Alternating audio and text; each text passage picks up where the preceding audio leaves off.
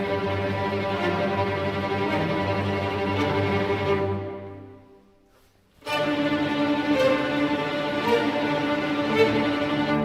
everyone, welcome back to the Soldiers of Cinema podcast for episode 26. Today we're going to be talking about Little Dieter Needs to Fly. I'm joined, as always, by my good friend Clark Coffey down in California. How are you doing? I'm doing fantastic, man. How are you?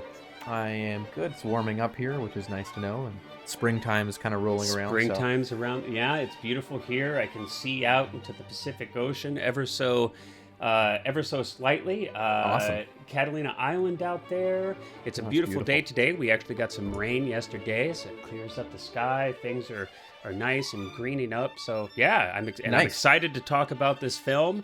Yeah. I know you had selected the film for this episode, and you said that it was a film that you really enjoyed, and I we're kind of actually going to be doing a little bit of a double-parter. So we're going to actually talk about, of course, because Little Dieter Needs to Fly is the documentary from '97 about Dieter Dengler, who was a prisoner of war during the Vietnam War in Laos and escaped.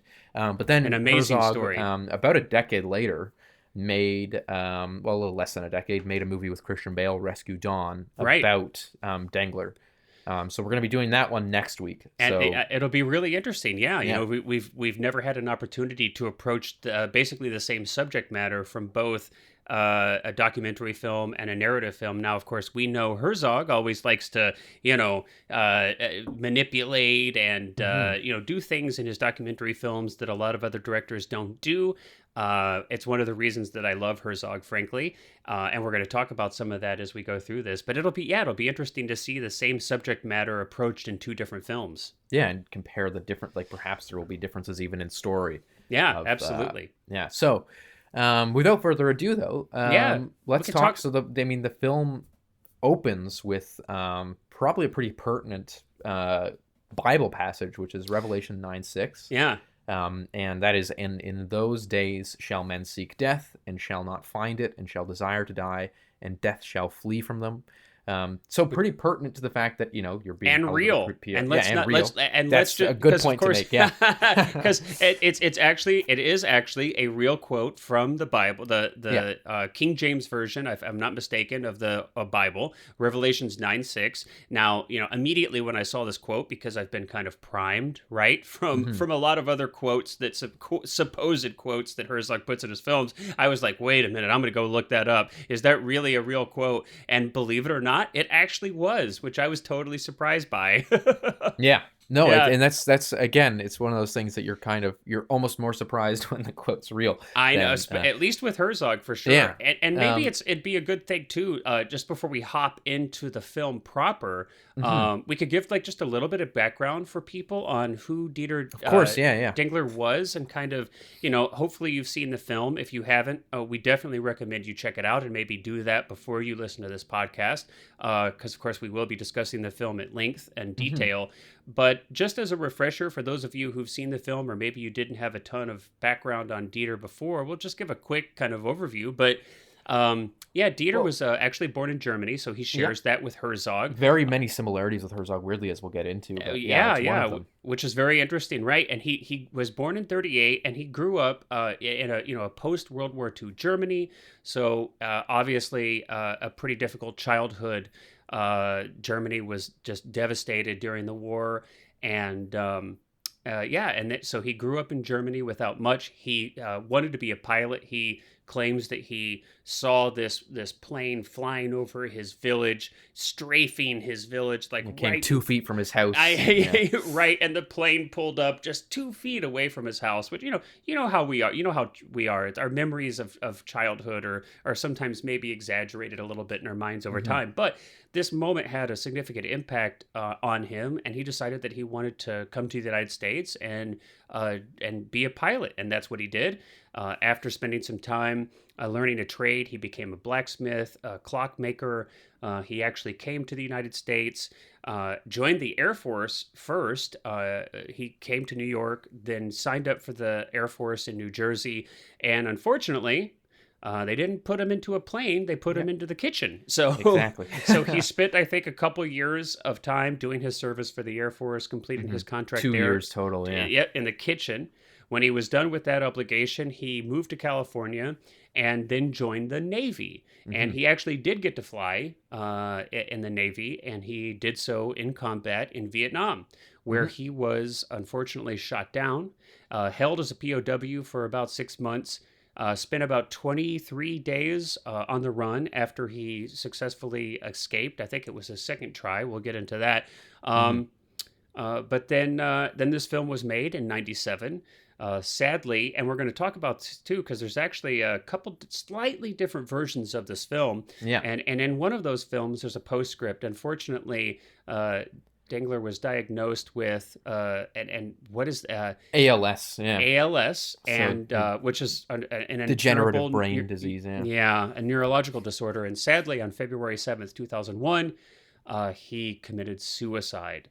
And so the funeral, he was laid to rest in Arlington Cemetery with full honors, and that part of that service is as a postscript in one of the versions of the film. Yeah. So there's just of course a little the film bit released in 97, 97, which was before his death, so it would have been added on after. And it's which is also another interesting thing to kind of mention, that his health must have deteriorated really quickly, because the film was shot 97, 96, I assume. Yeah, he didn't live long by after. 2001, he was in a wheelchair.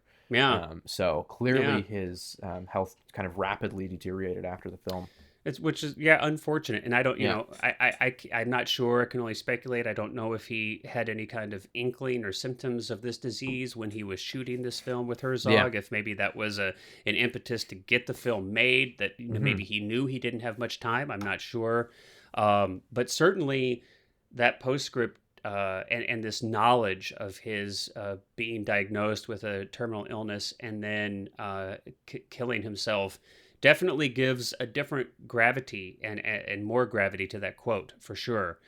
But yeah, so there's a little bit of background with that, and like Cullen says, we start off with this quote that's actually a real quote, which is amazing, and then we find ourselves in a tattoo parlor. It's like, and so this is I love it. It's weirdly related, as we sort of discussed briefly before. That so of course the quote is about men seeking death and not being able to get it and stuff, which obviously would be pertinent for when you're in the prisoner of war camp and wanting to die, but you're not dying. But then, we immediately come into this tattoo parlor, which at first you're kind of like, what's going on? Yeah, kind of a non sequitur, just a but tad. It's Dieter is describing this hallucination that he had of what I think is supposed to sort of almost be like the four horses of the apocalypse, which is similar to his message of, the Revelation 9:6.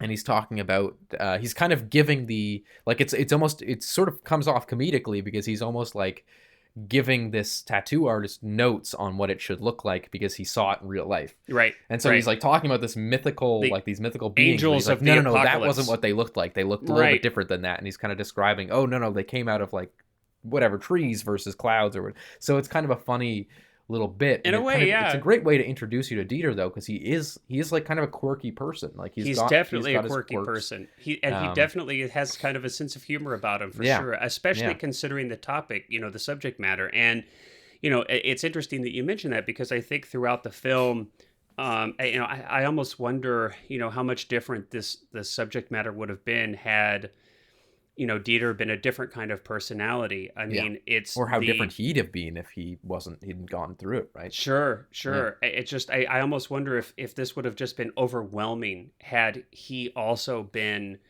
kind of darker, or presented this in a much more somber way. It's almost kind of the matter of factness, or even sometimes the lightness with which he tells a lot of his stories, almost maybe makes it bearable to listen to, because a lot of it is so graphic and heartbreaking. I would gander a little choice, or an inference that perhaps the way that he talks about it is his own coping mechanism, that does talk about it matter, because I know that that's sort of a thing in a lot of like post-traumatic psychological disorders, is that people will talk about them just as though they are facts, somewhat removed, so that they don't exactly. So they're almost like going through like a diagnosis, like, okay, and then they put they did this to me, then they did this to me, then they did this to me, they came over here, did this, and it's sort of less emotionally straining. It's just too much. It's too much to dive into too deeply. had somebody else being the subject of this movie about which like this similar subject matter had been, kind of taken, I'd be curious to know how depressing it is, because it's not a very depressing, like it's not, no, it's as dark as the surprisingly subject matter is, it's not really that right. depressing or dark of a movie. And so much of that rests on the Dieter's, and I'm going to call it a performance, if you will, because we're going to get into this as we get through more of the movie. But I mean, he was definitely coached and rehearsed by Herzog, and even some of these scenarios were entirely manufactured by Herzog. So I'm definitely going to go ahead and I'm going to call it a performance. But yeah, if there would have been a radically different type of performance, if quote unquote, like if they would have been really reaching to pull the heartstrings, if they would have, I think it would have probably been an unbearable film to watch, frankly. And so I think a lot of that is owed to Dieter's performance. And speaking of which, then we kind of jump into Dieter driving to his home. Yes. And we have this little moment in the car. He's in this beautiful, it looks like maybe a 40s, maybe like mid to late 40s or early 50s automobile. I'm not an expert on that era of cars, but he's driving down the road in California, and he talks about how he can still hear the voices of his dead friends on occasion in his head. And I think he talks about how he can still hear like one of the men that he was in one of the POW camps with, talking about how he is so cold, and that he keeps the convertible top up on his car even when it's nice outside, because he's kind of haunted by this voices of being cold, of his friends being cold. Or we'll put the air conditioning or the heat on if it's like 100 degrees out. Right. And it makes me, and I wonder, because we jump from that to Dieter at his house. He's coming home, and we have this kind of the scene here where Dieter is opening and closing the doors of his car. He's opening and closing the door of his house, and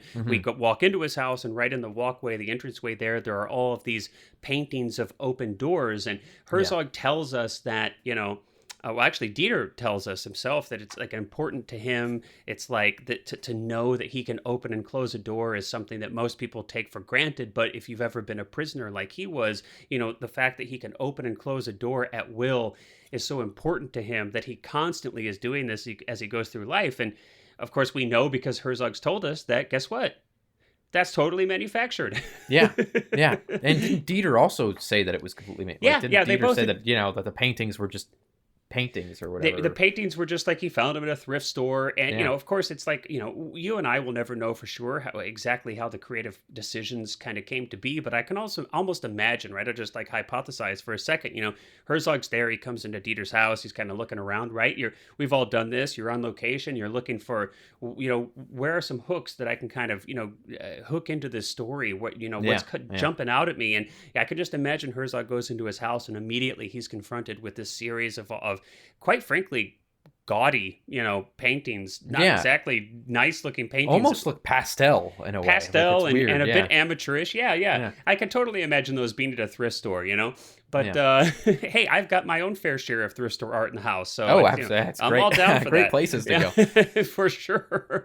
But I can just imagine Herzog is like, I've got it. You should be doing this because you've got the great accent. But it's like, oh yeah, okay. Whoa, why do you have Herzog's like, why do you have all these paintings of doors on your wall? Oh, because I just found them at a thrift store. They were cheap. No, I've got a better idea. Yeah. Do you think that it's because you are in prison? Right. It's like, it's because the open door like has so it symbolizes so much for you that you're now free, and you had your freedom taken away once, and now you're free. But I mean, it's funny because if you look at this, like, in hindsight now that this was a manufactured moment, it's almost kind of funny in a way, because when Dieter pulls up in the car, right, he gets out of the driver's side, which is the side of the car that's furthest away from camera.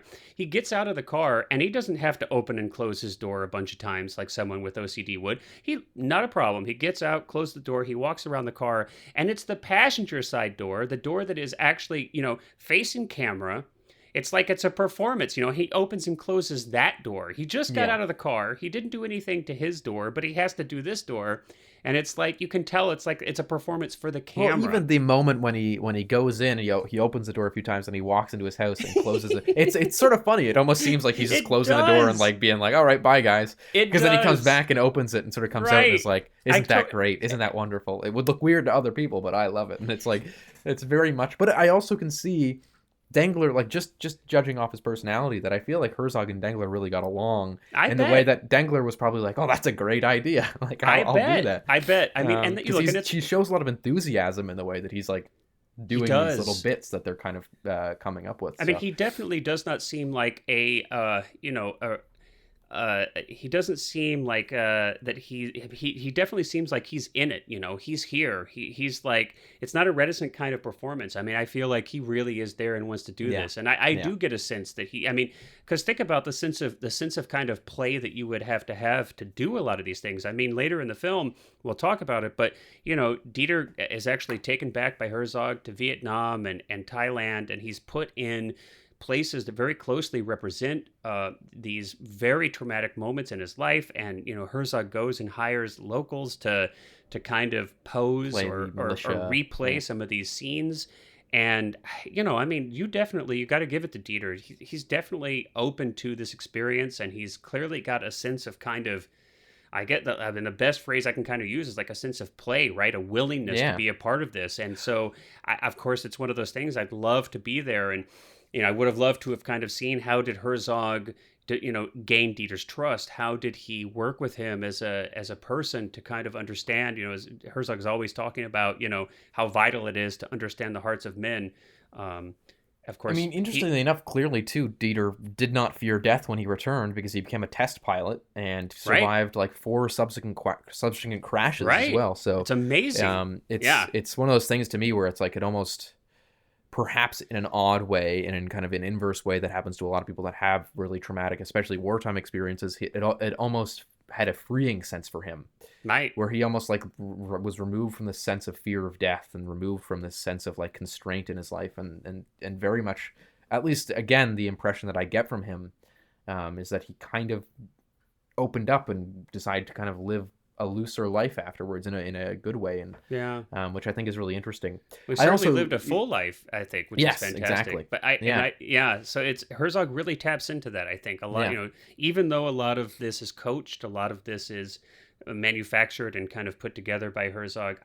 At least I feel if it isn't representative of Dieter's actual personality, well then the character they created together really works for me. But I mean, I feel a strong sense of personality and a sense of understanding Dieter in a important way. His personality and makeup definitely comes across to me in this film. And perhaps the most, one of the more real moments of the house thing is showing his food supplies, which would make sense. He's kind of got like and he almost, again, he sort of almost pokes fun at it as well. Like he's not like some doomsday prepper where he's like, I'm going to need this in 4 years when the Russians take over. He just kind of says like, I just sleep better knowing it's down there. I'll probably never have to use it in my life. And it's very, he's very laid back about that. He's got these, again, that's kind of why I use the term quirky, because he's got these like quirks to him that are really interesting, but he's very much self-aware of them. He is. I want to point something out too. I have to, because it says by all means. I mean, it's easy for people. You're on camera, you kind of misspeak, but it's just a fun, tiny little like trivia tidbit that I want to talk about where we're going through Dieter's house. Which is interesting already because it's very casual, and Herzog is just Dieter's kind of leading Herzog around the room with the camera and just kind of talking about his home, and we're kind of checking it out. It's very casual, but he opens up the back door and we see his porch out the back, and there's this model of an airplane. Yeah, quite a large model too. Quite a large model of an airplane that's out there kind of standing on a post out in his backyard. And it's interesting that Dieter miscategorizes the plane. He calls it a P-51 Spitfire. Yeah. And of course, there is not a P-51 Spitfire. There was a P-51 Mustang that was made by the United States, and there was a Spitfire, which was a British plane. Mm-hmm. Both were World War II fighters. But as you correctly noticed, it's actually a Spitfire. It's a model of Spitfire.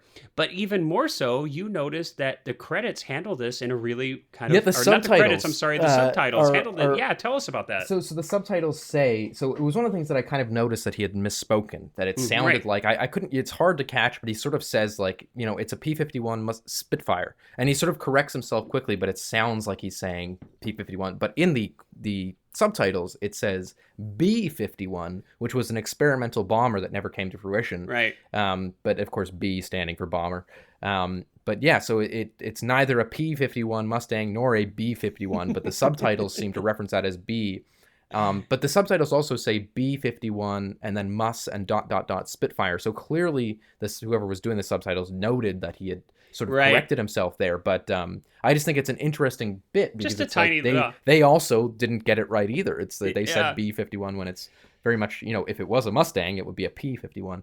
So just interesting. Of course, it doesn't have any. It's extremely trivial, but it's just kind of fun when you're analyzing these films and you're kind of a fan of them. Some people out there listening are probably like, "Okay, guys, you're getting way too in the weeds right now." And it's like, okay, I admit, but hey, we can do that once in a while. We don't do it very often, but just this once.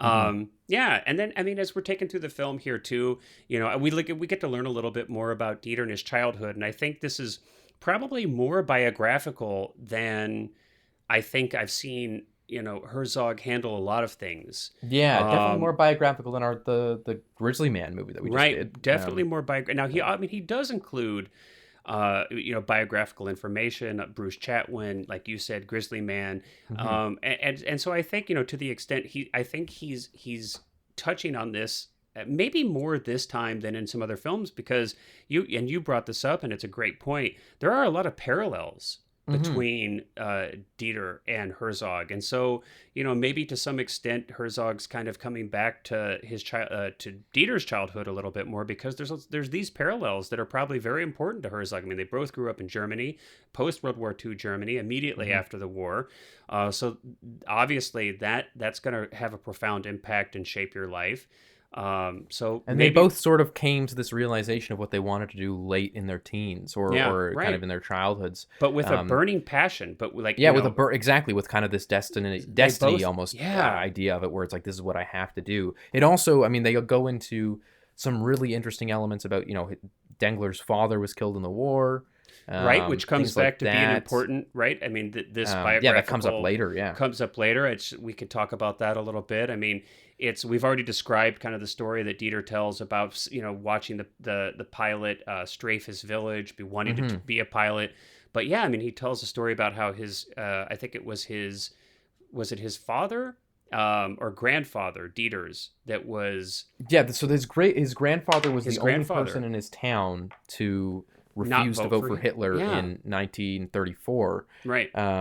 Which is interesting because he tells the story about his grandfather being kind of paraded around the town and forced into labor and basically ostracized from his community. And so he describes, and of course this is later in the movie post Dieter's capture, but he describes the similarity between how he was paraded through the jungle and how he was sort of this objector to the North Vietnamese said, if you denounce the American military action in Vietnam, then I guess they never said they'll let him go, but they basically just said they were trying to force him kind of to thing. Right. And he refused, and he sort of cites his grandfather's refusal to vote for Hitler as the if he can do that, I can do this kind of thing. Yeah, that gave him strength. So it's just Herzog does a good job of setting up these biographical details earlier in the film. Yeah, these to kind of pay them off. Yeah. It's an interesting thing too. We've talked about, with Bruce Chatwin and some of these other films where Herzog puts himself on camera, where Herzog is more apparent in the interviews. We don't see any of that here at all, which is more indicative of Herzog's earlier films. I think it's not until later that we see him. Well, that's not true. We see him in some films being on camera a lot, but in this film he's not. But he doesn't ask a lot of direct questions. There's not a lot of interviewing going on, not too much. But there is an interesting moment here where Herzog asks Dieter, when we're still in his home, he says, "What does it mean to be a war hero?" He doesn't even ask, "Do you think you are?" Or are you? But he says, "What does it mean to be a war hero?" And Dieter says, "Only the dead are heroes. I'm definitely not a hero." So it's just one of the rare moments where we kind of hear Herzog outside of narration actually in the film. Yeah. I just noticed that stood out to me, that there wasn't. A matter of fact, there's not a lot of narration from Herzog here either. There's a lot more of Dieter's voice. Well, in this Dieter's film. a very interesting storyteller, and so that could perhaps be the reason that again, Dieter. I almost note similarities in my mind between our movie last week, My Best Fiend, and this, where it's like very much Herzog sort of, and perhaps the reason that they were attracted to each other, and you know, were great working partners, Dieter and Herzog, not partners beyond this film, but I mean in this film's context, was because they tell stories in very similar ways. Like they almost tell, and of course, plenty of that is likely because of the fact that Herzog was very much there to coach and, you know, give notes on how he wanted these stories to be delivered to Dengler, down to the point where at one point he makes him do like 6 different takes of the same story to get him to basically say the most efficient, boiled down efficient story. But even then, you know, there's elements of just like when Dengler's walking around his house telling these stories, or when he's walking around Lao later in the film, that there's very much, I do see a similarity between Herzog and Dengler's just style of storytelling, and this like very almost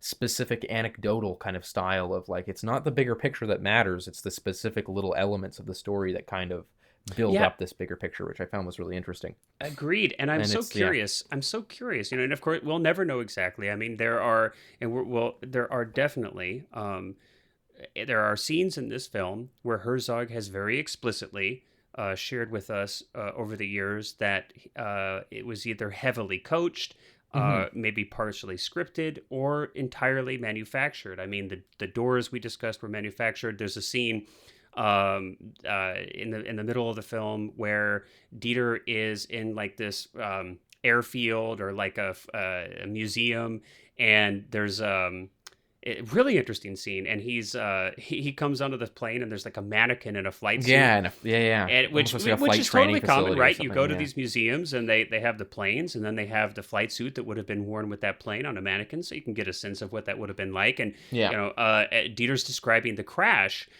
which is really compelling, and he's talking about how, you know, he didn't have time to be scared. It was only afterwards that you could be scared. He's talking about this feeling of death being imminent and kind of floating, and Herzog cuts to these jellyfish floating around. So it's like, even in this film, he like found a way to work in animals, you know?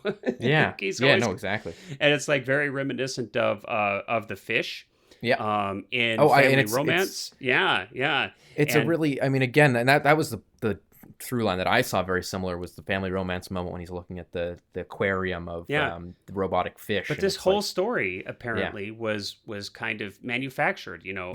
I mean, Herzog was very much working toward a specific scene here, working toward being able to fit this footage in with the jellyfish, and this kind of analogy, that the symbolism he was drawing to this feeling of like floating and death being imminent, and kind of this, you know, removal from, you know, almost like this spirit leaving the body or some kind of thing. And perhaps, you know, we'll get into music in a little bit, but there's you know, very beautiful music here, very orchestral, which kind of contrasts with a lot of the other music in the movie of there's like 60 different genres of music in this film, which I love. I mean, of course. But this moment is kind of is very much like accented by this beautiful orchestral kind of almost hymn sounding music. Right. As we see the jellyfish floating around in there.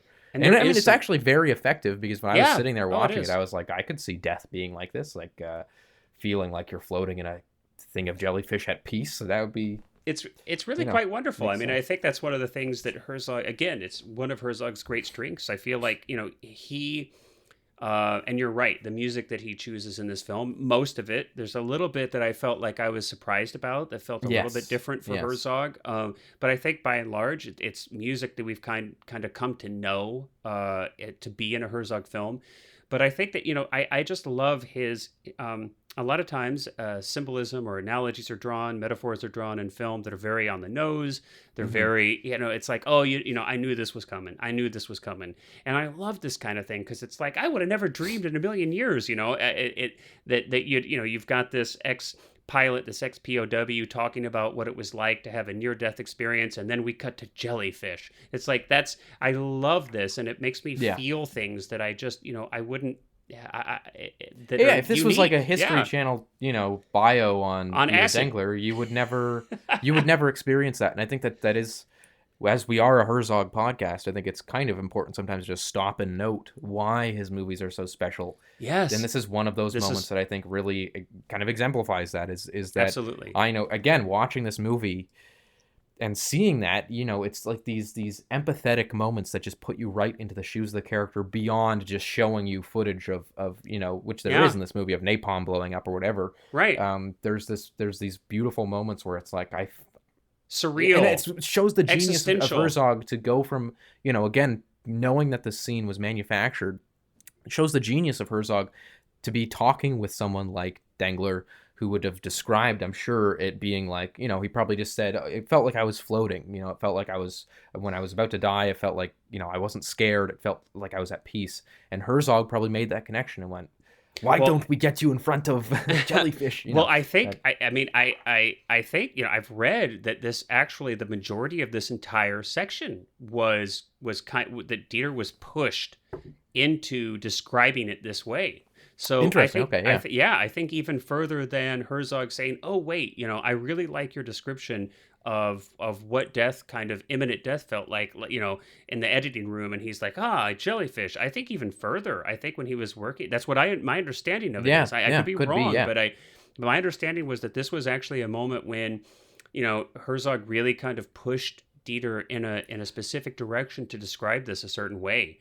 So, which again makes a lot of sense, because I, at the beginning, was going to describe, it slipped my mind, but I was going to sort of describe the element of how this is one of the rare examples of Herzog taking, the same subject matter and making a documentary and then a narrative picture about it. Right. But what I was going to say was, in very much line with what Herzog talks about his documentaries, is that they're not documentaries. They're almost just different ways of telling that same story. Yes. So I could see Herzog totally writing a script out about this, like kind of reading up, perhaps even before he, and this is all conjecture, but perhaps before he met Dieter, and sort of said, I really want this moment where he's crashing and these, he relates to these jellyfish. I would also be curious, actually, and this is something that, again, is totally just off the top of my head, but I'd be curious to know if Herzog actually was interested in making this a narrative film initially, didn't have the funding for it, so he decided to make a documentary first. Good question. And then went on later on to make Rescue Dawn, which was I wonder if Rescue Dawn was almost his original kind of focus, or if it came up later after having done this movie and going, this would make a really interesting it's really, I'll do some digging.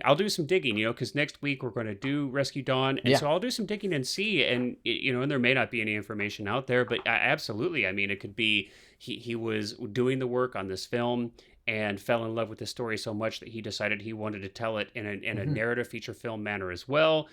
Could be that he had that idea from the get-go. Could be that it was years later, he's made this film, he thought he was done telling the story, and then, it came to him after maybe after Dieter's passing, and then he thought, wait a minute, I still want to work with the story more. There's still more that I want to tell. And who knows? But clearly, spending the time and the energy to create two feature-length films about the same person, about the same subject, obviously had, a significant impact on Herzog.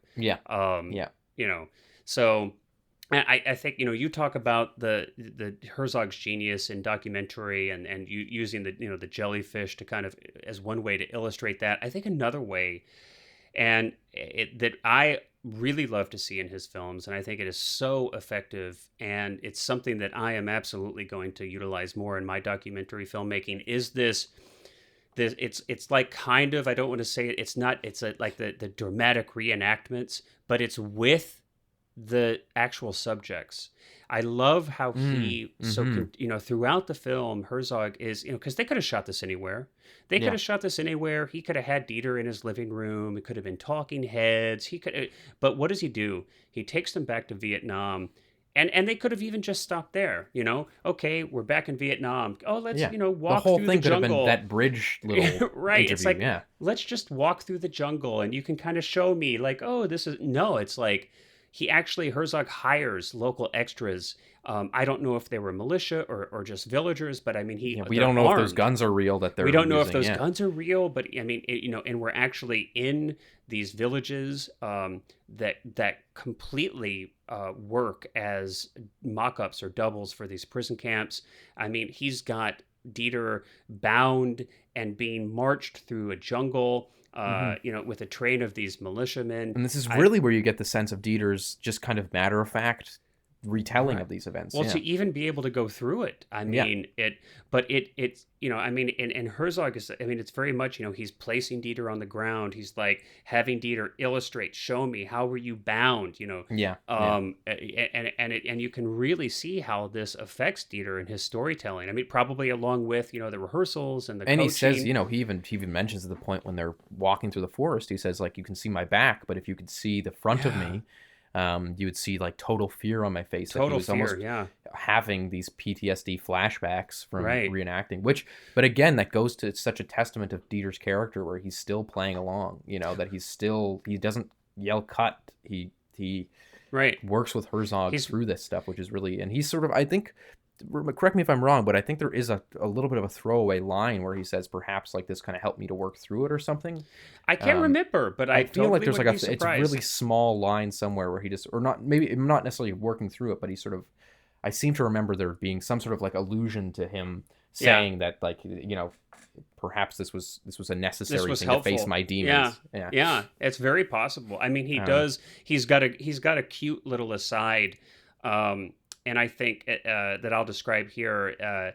We're in one of the camps, or in a mock-up. We're in a village, but Herzog is utilizing it to kind of represent the camp where he would have been. And there's this fun moment where Dieter is telling a story about a villager trying to steal his wedding ring. He's been marched for a distance, and now there's a man with a machete who's threatening to cut off his finger and steal his ring. And he's telling this story, and Herzog's got this extra in the background, and it's interesting because this person doesn't have to be there. I don't and actually, quite frankly, I'm like, why is this person even there? If you think about it, he's just sort of sitting beside him. He's just kind of sitting there chilling. So that in and of itself is kind of interesting. But what it elicits after he tells the story is that Dieter leans over, looks at this man, and says, "Hey, it's just a movie. Don't worry about it." Yeah. And by the way, you've still got all of your fingers. Yeah, because he sort of uses him to like mime the cutting off of the, like, he kind of tugs at the guy's hand at one point, and but it again, just like you said, when he says that to the guard or the man standing there, you've got all your, it almost sounds like he's talking to himself, like that he was reliving this thing and then sort of had to say to someone, it's just a movie, don't worry. And like it makes me think of when I was a kid, I was really scared of roller coasters, and I didn't start loving roller coasters until I went to a big theme park once with a friend who was even more scared of roller coasters than I was. Little Cullen needs to fly. Yeah, Little Cullen needs to ride. Little Cullen needs to ride. Yeah. But no, it was this like, I think that's sort of where I get this almost like this psychological kind of again coping with him, where he's almost saying to this other guy, like, don't worry, it's okay, and he's almost talking to himself, projecting that to himself. But I think actually my favorite moment of that scene, though, is how it ends. So he says that to the guy, and then the camera just sort of walks away and goes over to this man cooking in the corner, which is exactly as described in Dieter's story, that there was a man cooking in the corner of this hut. Yeah. And to me, there's nothing said about it. Like, they don't go over and say that's what he looked like. It's just this man cooking in the corner. And to me, that it's such a brilliant way of having that transition into, like, now you're sitting there going, this is what he saw. Yeah. We've gone from him, rather than showing some sort of like stock photography of villages in Lao back in the day. Yeah. You just get it there, and you kind of go, oh wow, we're here, and this is what he saw. And this is it's brilliant. And who knows? Again, I wouldn't be surprised if Herzog specifically said, oh, I want someone cooking in that corner, or if it was just, sometimes things like that just happen, and there are those magical moments. But either way, it's no less effective. Either way, and I agree, it's fantastic. And there are so many of these subtle and not so subtle, but I mean, Herzog just he has manipulated so many of these aspects of how he's made this film, and that you've given a great example, a seemingly small thing, but you're right. I think it really brings the immediacy and the gravity of Dieter's stories to life, and it's a really powerful way to use the visual Hmm. in film. And I think a lot of times in documentaries, it's, we don't see it done in this way, especially when we're talking about a historical thing. We're looking at historical footage or recreations, or so. This is, I feel like, one of the many things that Herzog does somewhat uniquely. I think some people are doing this more now, but just so exceptionally effective. And I love to see it. I love to see it. I'm going to steal more of that. I'm going to steal more of this in my films. It's incredible. It's just an incredible way of storytelling and getting the audience engaged. Yeah. It reminds me, strangely enough, of Shoah, the documentary of the Holocaust, it's famously uses no archival footage, and it's like, sort of, to me, that is such a brilliant way to do these types of stories, which is without using archival footage. You're putting the people, which Herzog does use here. I mean, there is archival footage, but it's he's using all of the tools here. And right? I would almost say that the brunt of the storytelling aspects by Dieter are just Dieter speaking. Yeah, that the archival footage tends to be over kind of the bridges section of, like, the moments of here's here's where we are kind of thing in the story. Right. But then we get to perhaps the darkest moment, but again, not dealt with in some sort of, like, doom and gloom, Dieter prying to the camera kind of way. It's when they get to the camp, again, he matter of fact goes through, they're kind of at a mock-up of what the camp would have looked like, and they've got this hut that he describes them being tied down on the porch, and that his feet are in the same device that their feet would have been in, where it's like they put their feet in this thing. Yeah. It was kind of like one of those shackles, old-fashioned, wooden shackle type things. And he describes, the horrible, inhumane conditions. One man holding his intestines. And then you mentioned, I forgot this, but the guy with the rusty nail that was digging out, abscesses. The pus from abscesses from his, where his teeth used to be. Oh. So disgusting, horrible, inhumane conditions that Dieter says that he was at first almost glad to be in because he didn't have to travel anymore. Right. But then slowly realized that there was this, the awful conditions of just people sitting on a porch for 3 days straight in their own, feces. He knew he would die. And I mean, he'd been through so much at this point too. I mean, by the time we get to this point, he's been a prisoner. He tried to escape. He was recaptured when he finally had to find food, and he was captured at a watering hole. He was marched for a period of time and tortured. Yeah. Now he's back at another camp, I mean, I think it's like clear to everybody at this time, probably, look, we're going to die if we stay here. And we may die if we try to escape, but we're definitely going to die here, Yeah. But it's, these moments are so amazing. Then we kind of, he tells the story there, of escaping and having to kill. I think he had to kill 5 guards. Because they basically used their meal time to break out and get guns no shoes though. No shoes. Again, that's the important part. They couldn't find their shoes. Couldn't find any shoes. But the story, of course, in and of itself is extraordinary. I mean, it's very few people escaped alive from these kinds of situations. I mean, very, very, very few. I looked it up before, and there was I think they said 7 people, or maybe it was something. Very small amount of people actually escaped, and only 2 survived, including very Dieter. Exceptional. So Dieter and 1 Thai civilian, actually, and that's not just this event. That's in the entirety of the war. Yeah, only 2 people survived escape from these camps. Clearly an exceptional story. But and just harrowing. He talks about how, Dieter talks about escaping with his friend Dwayne, somebody that he had grown closer to than anybody else in his life to that point, having gone through all of this together. Yeah. It's just, I mean, extraordinary. And I know that I've seen Rescue Dawn, so I know some of this is in there, and we'll cover that in our next episode. But how his friend unfortunately was murdered while they were on their way out to escape by a villager. And the fact that Dieter made it, and this was an interesting setup too. I hardly know what to think of this in some ways. I want to talk with you about it. So Dieter's talking about how he finally escaped and how he is picked up by Eugene Dietrich, who is another pilot, and we're here now at a reunion that Herzog has staged with Eugene and Dieter. They're in this like dining room, which must be Dietrich's. I thought it was don't Dietrich's know. house or something. Knows? But who knows? Very we don't fancy. know. Like they've got like a butler there. It's really fancy. It's a really fancy house, and there's this huge turkey, this huge like perfectly cooked turkey. I'm talking like a 15-pound turkey, right? For the two of them. For the two, it's just those two. Seemingly for the two of them, yeah. Dieter is in black tie. He is in black tie. Dietrich is in a suit. I think like he's got like a pipe, and he's got a he's got like a turtleneck, a very nice white turtleneck under. And a jacket, and supposedly this is the first time that they've seen each other in a long time. So Herzog has staged this, but it's surreal. And I love it. I said I don't know what to kind of think about it in some ways, but it just works. It works. When you break it down kind of analytically, you're like, wait a minute. That sounds weird. This is just weird. What does any of this have to do with anything? But then when you kind of think about it, I mean, sitting down to share a meal, Thanksgiving is about gratitude. And it actually really kind of makes sense in a way.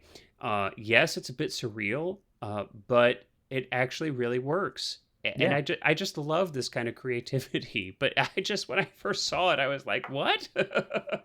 It's really a bizarre. And again, I think the more bizarre moment is just that it's the two of them with this this really fancy house and this huge turkey that Dieter winds up cutting.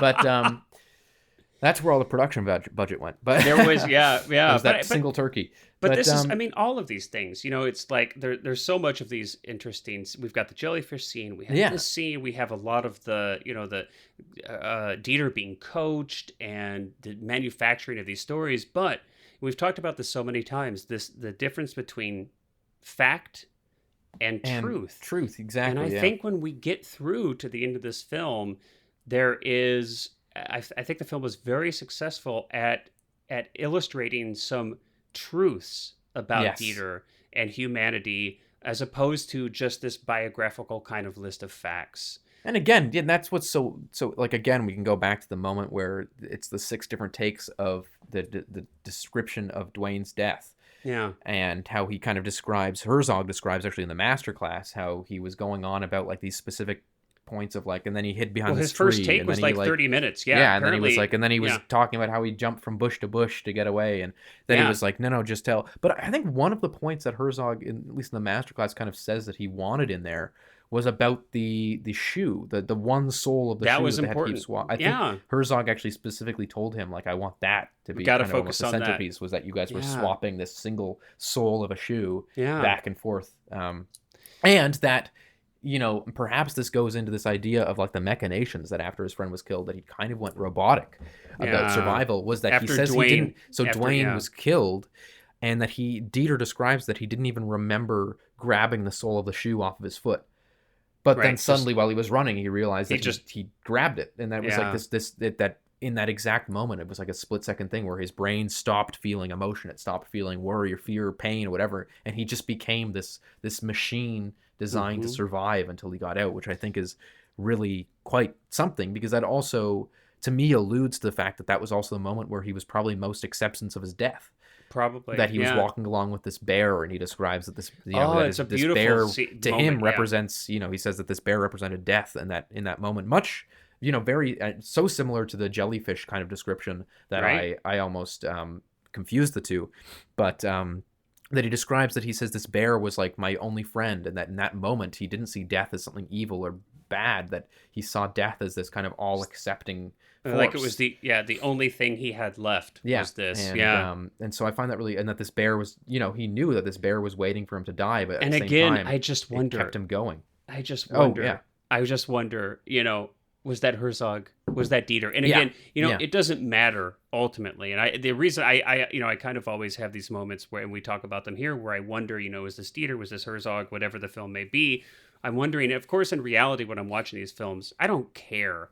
I don't care if this is an actual event that occurred to Dieter, or if it was something that they made up together, or if it's something that Herzog made up entirely on his own.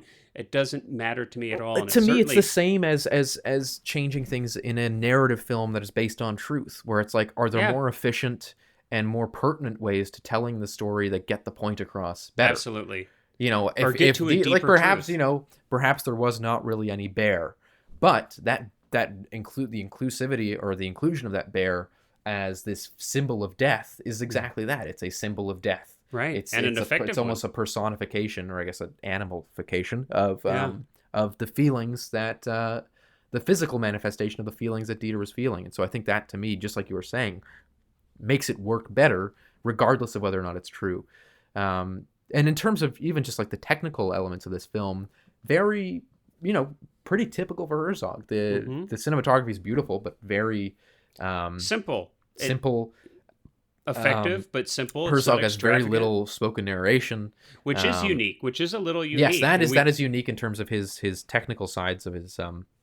generally, Herzog, we of have a course, lot is more famous for narration. his Yep. narration. But I get a sense that we've talked about so many times. I get a sense that to great extent he's speaking through Dieter. You know, Yes, I yes. really get a sense of that. Absolutely. And so that makes sense. You know, that I think he felt a kinship with Dieter, and I think he's using Dieter to speak. Yeah. So makes Yeah. sense. Yeah. And so, but yeah, and it you know, again, much like a lot of the other Herzog films too, shot on film, long takes, kind of wider lenses, a lot of handheld photography, Yeah. but not shaky. I mean, I think that's kind of one of my big distinctions too, and that's something that I've taken a lot from Herzog in when I'm doing something I don't have sticks. You know, I primarily shoot on tripod, but when I don't have sticks, my handheld photography is very much taken from Herzog's, which is designed to be as smooth as possible. And I don't like using gimbals. I don't like using stabilizers and things like that. I stay away from those things. I find that they look too mechanical and digital. But, you know, if I'm carrying, again, you know, you people on the podcast can't see it, but I've got a very big camera behind me. If I'm carrying that handheld, Very big. It's about as big as a enjoy- car, from Yes, what I hear. yes, it's about one of the as old big as a car. 30s Mitchell cameras. But no, I mean that's kind of I've what I got a love about very big Herzog's thing camera. is that they're running through the jungle, and Herzog specifically mentions, again, one of these things that he mentioned in the masterclass was when he was searching for camera operators, the people that could stabilize the image with just their hands. And he tells that story about when he was going through the glacier, and that the guy could stick out his whole arm and just use his body weight to stabilize the camera. And it's very similar to here, where it's like they're running through jungle, but it's not shot in a way that, you know, it's not like this kind of Michael Bay crazy action cam where it's like Dieter's running through the jungle with these guys with guns, and we're shaky cam close-ups of his face and the sweat pouring off. No, it's just kind of the camera is on someone's shoulder, and they're just following, and it's very well, you know, it'll be matter-of-fact interesting. again. And I am going to be interested to kind of compare this because of, you know, Peter Zeitlinger shot this film. He also shot Rescue Dawn. So it's going to, and of course, Peter and Herzog worked together on many films. I can't remember exactly off the top of my head how many, but many. And so it'll be really interesting to see the cinematography work here in this documentary, and then go into Rescue Dawn and see the narrative representation of that. It's going to be really interesting. But I agree, it's effective, and you know, Herzog. All of his films have a physicality to them. I mean, so many of them are shot in these, you know, difficult, challenging environments. Of course, this one's no different. Yeah. So there's definitely a physicality to it, and it makes perfect sense that Herzog would look for somebody, you know, that has a physicality about them to be able to do this. But yeah, and as we kind of briefly mentioned before, the music, very typical of Herzog in a way, but also, with exception again, of a couple pieces, with exception, exactly. There's so a lot of, you know, like Wagner classical, but also there's Siberian Bach, throat Dvorak, singing. There's like In the Mood by Glenn Miller. There's all these different types of music, which is quite typical for Herzog. But there's one moment that you pointed out that I went back and listened to again, you know, and again, correct me if I'm wrong, but right following the description of Dwayne's death. Correct. And it's almost, and I sort of described it, you had a bit of a different feeling from it, but I sort of described it almost as like, it sounded to me almost like a military funeral march. Or something like that, but an older one, not like taps or something, but sort of almost like an old. It felt like, kind of Hollywood to me. Yeah, which is it felt rare. very Hollywood and very sympathetic almost. It just felt, you know, it's like, I mean, obviously music is used in many different ways in film, but it's used to, like, often it's used to kind of, I mean, the worst way to be I guess the worst way I hear this, the description of the worst usage is like when you tell the audience how they should feel. What to feel, yeah. And I'm not saying that does that here. I'm not, but I think it's closer to that than I think I've ever seen in a documentary film for Herzog. Right. I mean, usually his music is kind of like this elevating, like it kind of takes you to like this a part of almost the atmosphere. Surreal. Yeah, it's kind of right. It's such a contrast.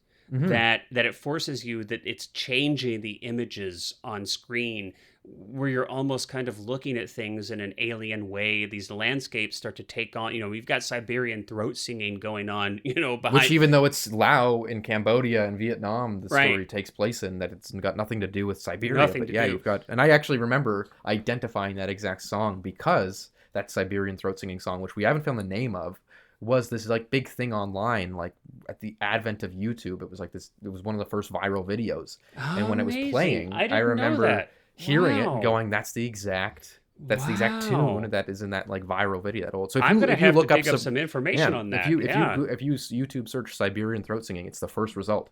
I'll be darned. Yeah, it's again, it's very. So would that have been about the same music. Time? Wait, no, this would have been before. So this was 97. That would have been around 2006 or so. That video was okay. Posted. So later. So not that Herzog definitely didn't see it from online and get it, but it is just kind of interesting that it's clearly a more famous song from that genre. Well, we'll see if we can dig that up. Because I recognized it, and I don't know that music at all. But yeah, so the music all in all is pretty typical of Herzog with those few exceptions, but also really lovely. Like very, again, crosses like 50 different genres, and I love that about him. That it's utilized scene to scene what would be best for the scene, and not trying to create some sort of soundscape for the whole movie that fits together like all classical or all Siberian throat singing. He's not worried about that at all. I've again, that's one of those things that, even separate to Herzog, I've always kind of pushed for in my things, is that I've never cared about the similarities of the soundings of the genres in music in my movies, which I love. And then of course the ending again is kind of different in both our versions. Both the versions that we watched. I kind of hinted to that, right? So the original version, we end, the film ends, and I think it's really quite beautiful. And being a fan of flying and having kind of a passion for planes myself, I can understand that a little bit. I have flown briefly. I flew a little bit when I was a kid. Piloting. I don't have a pilot's license now. It's kind of on my list of things to do maybe down the road. But my father was a pilot, and I grew up around planes quite a bit, and there is a magic to that for me. So I really relate to Dieter's kind of passion for this. But we end in this beautiful. He's walking through this plane graveyard or plane store. I don't know. Sometimes they're long-term storage, but usually when you've got jets sitting outside in the desert, that usually means they're waiting to be scrapped. They're never going to be. Yeah. But there's this giant. Again. Yeah, because they degrade pretty quick out there. But you've got this acres and acres and acres of planes. The camera pulls back and you see. And we like just this, see. It's the horizon. Yeah. And it's really beautiful, and kind of Herzog's narration talks about how this is a heaven for pilots, and that's how the original version ended. Now, the version you watched, so the version I watched was the Shout Factory Blu-ray, but you, interestingly, and we didn't even realize this till we kind of started comparing notes and talking about it, but the version that you watched on Amazon Prime actually has a short postscript. Yeah.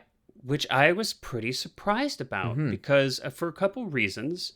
And I don't know what the history of the shooting is. I don't know who shot it, but Herzog it's not said who filmed it. Yeah, Herzog owns the film. I mean, from everything I understand, I couldn't imagine there's any way that somebody could have manipulated the content of this film without his approval. So I'm sure that it was his design, but it's not like most of Herzog's stuff.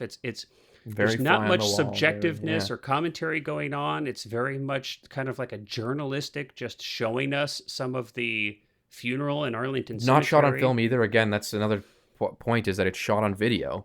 So it's not like they got a film crew there. And so my hypothesis was initially that, because I wouldn't be surprised if Herzog was invited to Dengler's funeral because they were friends. Could be, yeah. So I was wondering, perhaps it was Herzog just going to pay his respects and putting that at the end of his film to kind of as a bookend. Could be. But I also don't. Again, we don't know. There's no record of who. Like nobody's talking about in the camera. You don't see Herzog at the funeral, so it's not clear. And there's no narration. There's no narration. Yeah, it's just there's just title cards of like describing that he died and that he got a F-14 Tomcat flyover at the funeral and that he was in Arlington. And I don't know the laws or the rules around filming at Arlington. I don't know what the restrictions on that are, so perhaps this was the only way that Herzog was able to get any footage of it, or perhaps again it was just somebody else and Herzog managed to just acquire that footage and put it in an alternate version for the DVD release. Yeah, I think, we may never know the answers to those questions, but I think one thing it definitely does speak to, and I think it's a fair thing to say, Herzog is not like Lucas. He doesn't go back and mess with his films once they're done. So I think it shows, it likely shows what high regard and how much respect and what an impact Dieter had on Herzog that he would go back and do this. Yeah. That's my thinking. Yeah. And you take that and plus the fact he made 2 films. So it clearly, the fact that it is right after seeing this graveyard of planes and suddenly we are in Dieter's final resting place really suggests that there is a carryover. Again, had there been sort of more, had it been planned with the movie, like had Dieter died before the production of this movie was completed, because of course this movie was shot and released in 1997. Dieter didn't die till 2001, so this edition came much later. But I think it was first seen in the 2004 DVD release.